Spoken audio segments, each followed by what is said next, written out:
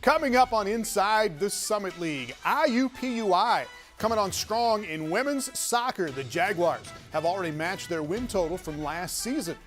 A Jackrabbit Junior sets a school record for digs and turns in the top defensive performance in the volleyball season so far.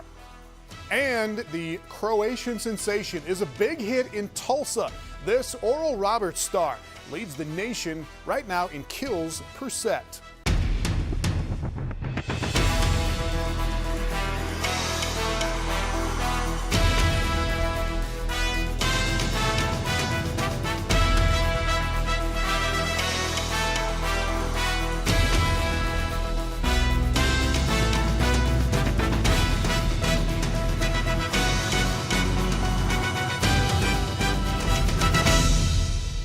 Hello, welcome to the show, and it's always fun in the preseason in every sport for our teams in the Summit League to go all over the country and play these other teams, but it's also great to get them into the Summit League season and play each other. And Summit League volleyball teams will do just that this week as the league schedule kicks in on Friday with 4 matches, including South Dakota at Western Illinois. USD has been a bit of a surprise so far. We'll talk about that in a minute, but it'll be the Jaguars and the Jackrabbits in Brookings on Friday, South Dakota at Western Illinois, Fort Wayne at Omaha, and a tough test for North Dakota State at home with Oral Roberts coming to Fargo on Friday to get things kicked off. Defending league champion Denver will get it started on Saturday night at Omaha. Back to South Dakota though, USD has been really good so far and a bit of a surprise in the first 3 weeks of the season. The Coyotes are 11-2 right now. They had won 11 matches in a row before getting knocked off by Iowa in the Iowa tournament this past Saturday. South Dakota, though, had quite a run during that 11-match streak. They won 33 of 38 sets, so the Yotes take the best record into league play starting on Friday.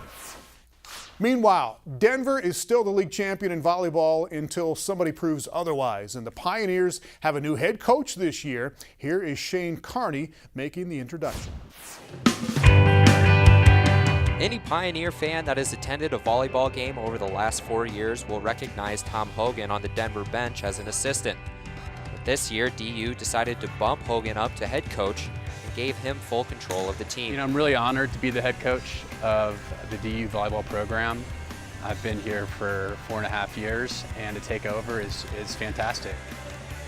There's only 330 some head coaches in Division I volleyball, and not many get to represent such a unique university as I do, being located in such a fantastic place, having all the resources that we have, as well as being one of the top academic institutions in the country.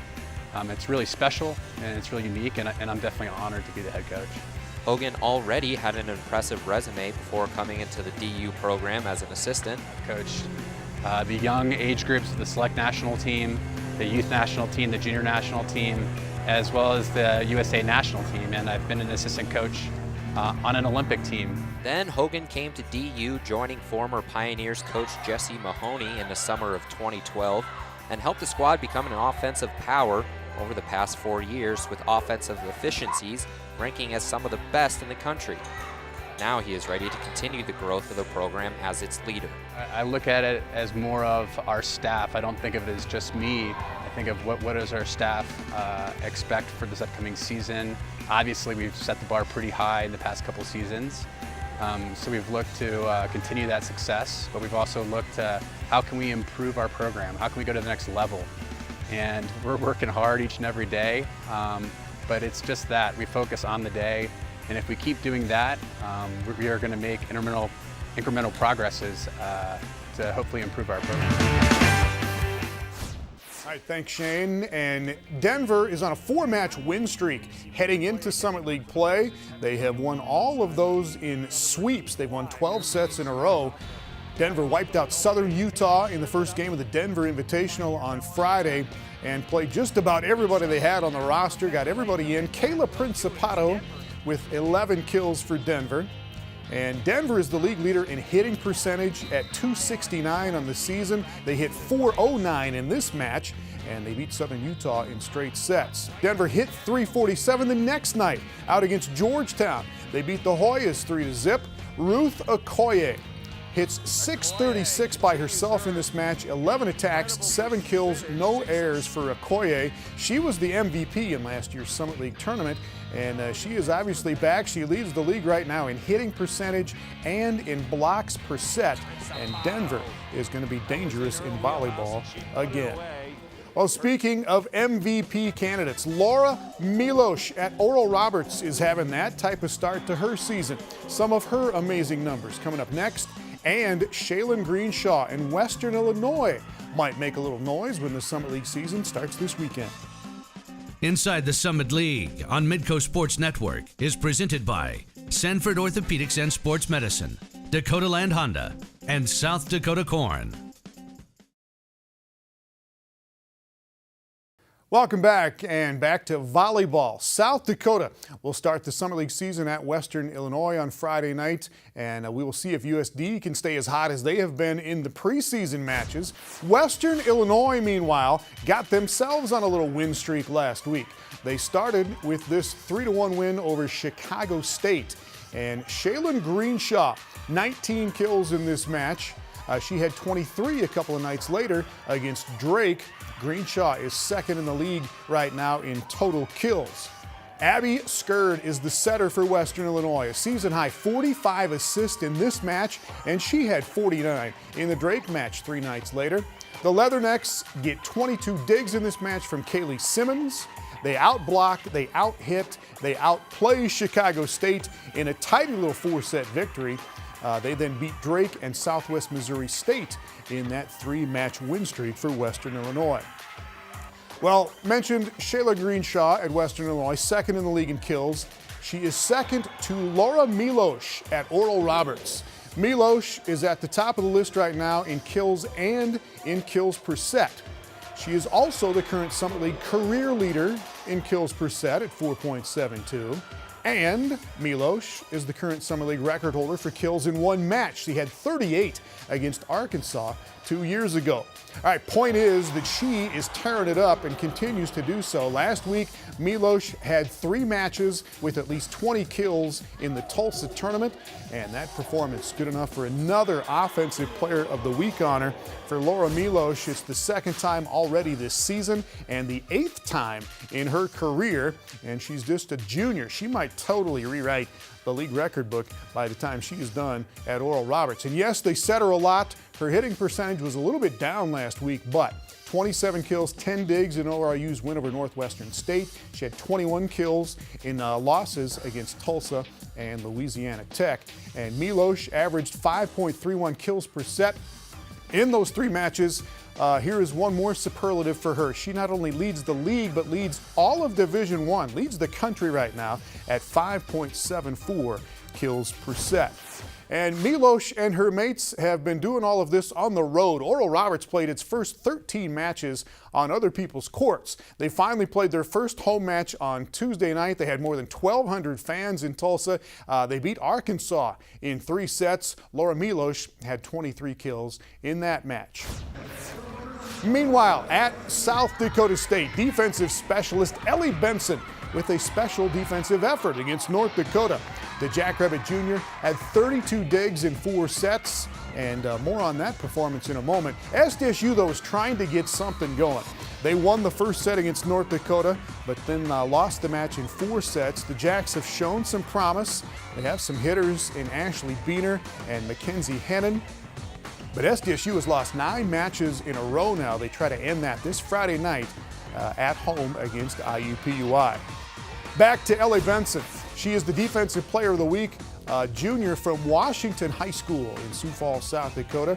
And those 32 digs against North Dakota ties the school record at SDSU. It is the most in a Summit League match this season, and it is 10th most in any NCAA match so far this year.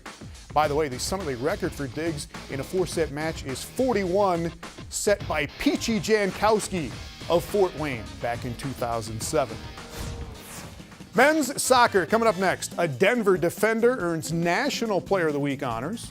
A Western Illinois forward turns in the league's first hat trick of the season. And don't touch me, man, too hot. A golden goal for Oscar Uyamuda in Fort Wayne.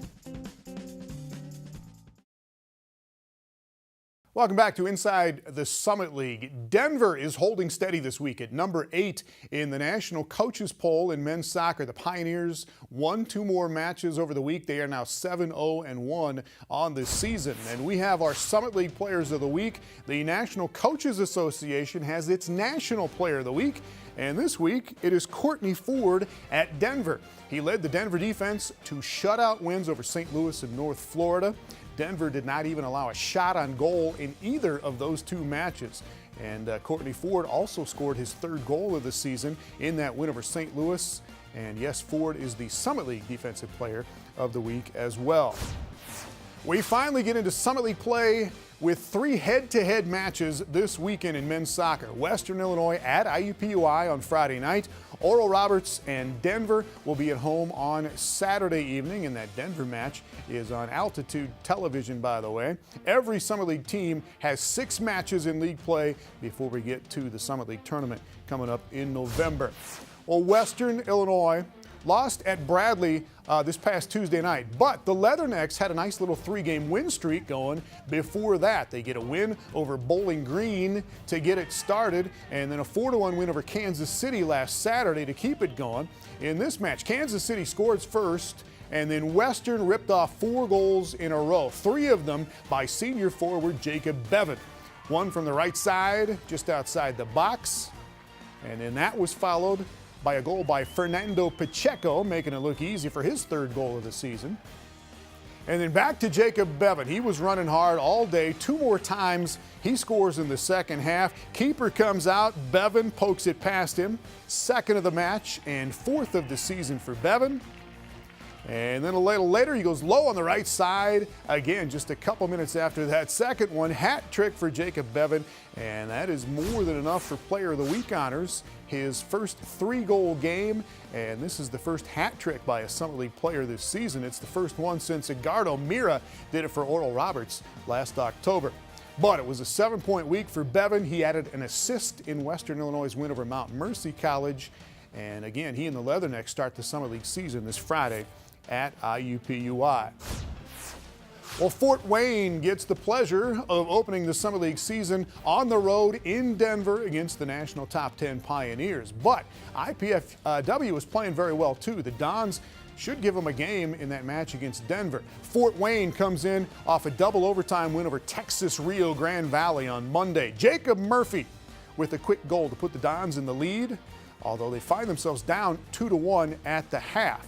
Early in the second half, though, Zach Tom on a free kick just outside the box, and that ties it up 2-2.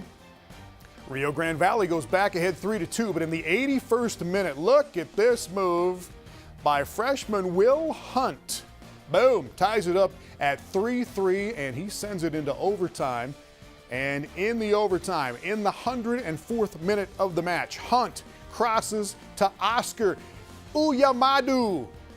Good night. Don't touch me. Fort Wayne with the win. They are now 5-3 on the season, and that is 2nd in the standings behind Denver. And again, those 2 in a good matchup on Saturday night.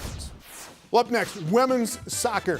And the team with the best record in the league right now is not North Dakota State or South Dakota State or ORU. It is IUPUI. We'll see how the Jags are getting it done next. Well, one more week before we get into league play in women's soccer. They will get it going next Thursday and Friday. And one of the good stories so far this season is IUPUI. The Jaguars are sitting on top of the standings right now, in front of SDSU and NDSU and Oral Roberts and all of the preseason favorites. And we will see what happens when they start playing each other. But nonetheless, IUPUI is playing well right now. The Jags against Evansville here on Friday. IUPUI constantly on the attack, good passing, moving the ball, running hard. Catherine Raster was all over the place. 7 shots of her own, gets 2 of them on goal, but none of them in goal, and nobody did until the very end of this thing. Sophia Lipke is the freshman keeper for IUPUI, getting some hustle and some help from Maddie Reedford to keep things scoreless. And then Raster again at the other end, another chance and close, but another denial. And the match goes to double overtime. No score. In the 102nd minute of the match, here's the finish. Marina Clark puts it in front. Samantha Bathurst is there to stick it in. It is her first career goal, and it is spectacular. It was really good. It was nice for it to be a goal winner or game winner, and in overtime. We haven't won many games in overtime since I've been here, so it was really nice just to get that. I didn't actually see the ball go in the net, so I can't lie about that. But when the celebration happened, I knew that she was the one that slid in there and made it happen. And I'm so happy for her. She had a couple chances early in the game that she didn't get put away, and she stuck with it. She keeps making the run every time to the far post. She's a great, just hard-working young lady, and I'm really happy for her to get her first goal. Well, nice work by Bathurst and also by Sophia Lipke. She is the Summer League Defensive Player of the Week. She got that win against Evanville, and then another one 2 nights later against Xavier. Lipke with 12 saves on 13 shots for the week. She had a streak of 217 minutes without giving up a goal. Meanwhile, in Brookings, South Dakota State is 1 game behind IUPUI in the standings right now. The Jackrabbits have come on strong in the last couple of weeks with 3 wins in a row. They beat Kansas City on Friday. Jenny Sislow with a goal just over 4 minutes into the match to get them started, her second of the season. And the assist there to Nicole Hatcher. Kansas City ties it up, but the Jackrabbits go back in front. Hatcher gets tripped up and taken down, and that results in a penalty shot, and that results in a goal by Madison Ewell, and the Jacks up 2-1 at the half. Second half, off the corner, gets punched away and outside the box, but Mackenzie Wolf is there to pick it up and knock it in. Just barely. It hit the top, did go in. It is a goal, and that is the winner. South Dakota State beats UMKC 3-2. And then on Sunday, the Jacks hosting Drake. South Dakota State in the blue kits for this one. And this is beautiful soccer. Shelby Raper flying down the field. Nicole Hatcher running with her. Great cross. Hatcher beats a couple of defenders and the keeper. And the Jacks up 1-0. More good soccer just a minute later in the first half, a little bit later in the first half. Julia Lamb on the handle. Gets it to Karina McLennan. And that is her first goal of the season. Jacks up 2-0. And they tack on another one in the 83rd minute. Hatcher again with the assist. Hannah Evans with a sliding shot for her first goal of the year. And the Jacks beat Drake 3-0. And Nicole Hatcher with a goal and an assist in that one. Add the assist against Kansas City. That is 4 points. And Hatcher is one of the offensive players of the week. The junior from Sioux Falls Roosevelt High School, tied for 3rd in the league right now in assists with 5. Player of the Week honors as well for Holly Enderly at North Dakota State. Second time this season for her. Both times she has scored 3 goals in a game. She did it against North Dakota a couple of weeks ago and did it again against UNC Asheville this past Friday night. Those 6 goals by Enderly are tops in the Summit League right now. Omaha was at home against Eastern Washington, and tons of action in front of both nets. This was the most exciting, scoreless, double overtime draw I have ever seen. See if you agree. Here are the guys from Mavs All Access. Right, here's the pass to Williams, taken away by the Mavericks, at least momentarily. Back to Williams. There's the whistle. Here comes the kick. Shelton, a great diving stop. It'll go out along the end line off Shelton. As Deutsch sends it forward, Holtman outside of the penalty box with it. A shot that goes high and on top of the goal. As that clear kicks in a long way down, brought down by Eastern Washington. Shelton out of the goal, sliding deflection. We haven't seen an Omaha defender be able to keep up with her tonight, and now she's got another good look. Centering pass, a shot, another save for Haley Shelton. Outside of the box, driving in. A centering pass from Romero. The leaping attempt by Williams, driving inside. Centering pass into the goal box, deflected by the Mavericks. That was it. That was the game. If Deutsch wasn't there, that's chipped in and the game's over. The field, so. And it would be an assist from Thule at this point. The shot headed toward the goal ball right at Haley Shelton. Deutsch, a shot into the box. Oh, and the shot just off, goes off the post. Romero on the outside corner of the penalty box, tries to get around one defender, a centering shot. The shot. That's it. That's it. It's in, and it's a, no, actually it's not. A foul whistled.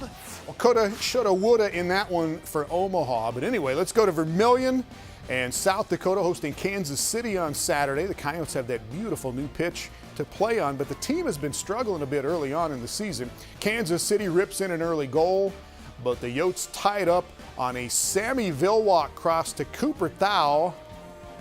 And another chance a little bit later on for Courtney Baker for the Coyotes, but just tipped away over the top. KC gets the winner in the 82nd minute. 2-1 is the final, and USD slips to 1-8-1 on the season. Well, up next, a coaching tree bringing all the branches back to their roots in Fargo with the Legends Clinic coming up this Saturday at North Dakota State. Inside the Summit League on Midco Sports Network is presented by Sanford Orthopedics and Sports Medicine, Dakota Land Honda, and South Dakota Corn.